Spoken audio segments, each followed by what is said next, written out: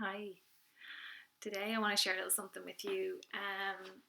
After a particularly challenging and tough morning, one of the days last week, when we were trying to get out on time for school. Now, this is something we are challenged with daily in our family, in our home. Um, Listen, I have tried everything, everything from to try and make our mornings go smoother and get out on time. From visual aids, visual schedules, reward charts, consequences, fun, dancing, exercise, music, preparing the night before, getting up early, getting up later, you name it, we've tried it. And I've come to accept that being focused and organized, in particular in the morning, is just a really big struggle for my eldest daughter. And being under time pressure and late is something that I struggle with. And I've had to really, challenge my own values and beliefs and shame around punctuality and ask myself, Donna, what does it matter if you're late? And yes, look, it's important for me to instill a sense of respect in my daughter for rules and for agreements that she made with someone to meet at a certain time. But then I thought, respect actually works both ways. And it's important for me to respect her and her challenges and her differences. It's not that she is just like deliberately choosing not to be on time. In fact, she actually tries her best every single day. It's just something that she really struggles with. And I ask myself, Donna, who are you stressing for about being on time? Is it the school? Is it what people will think of you? Is it my own concerns in terms of her, what would happen to her if she doesn't learn this skill?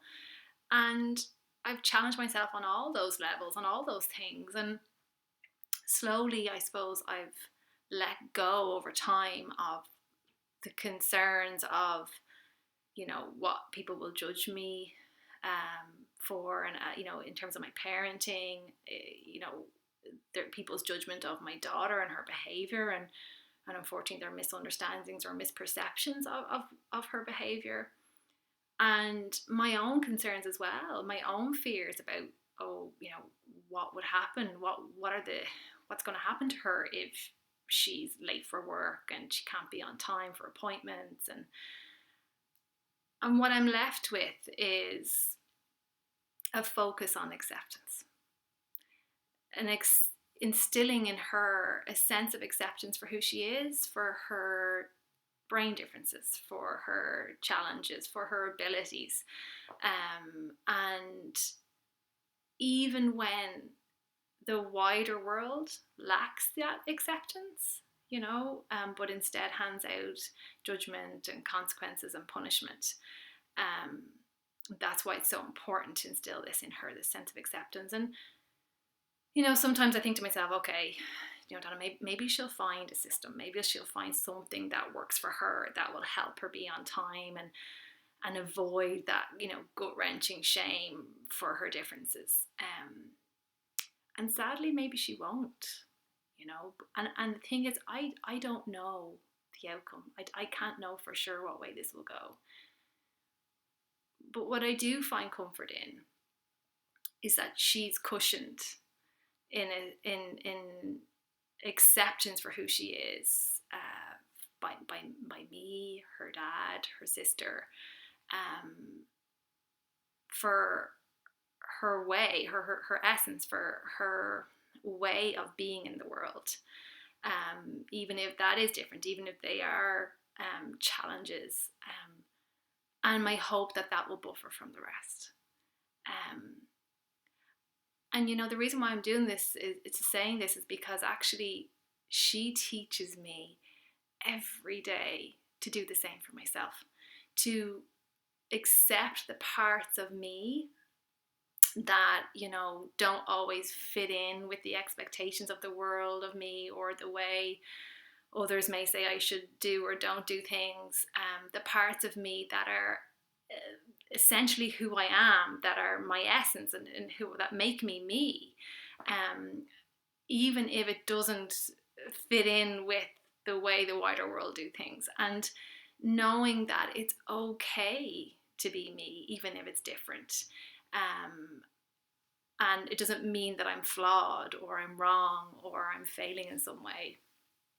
And I suppose what I'm here to say is I'm urging you to learn from my daughter, and to do the same. Do the same for you, to really look at shame in the eye.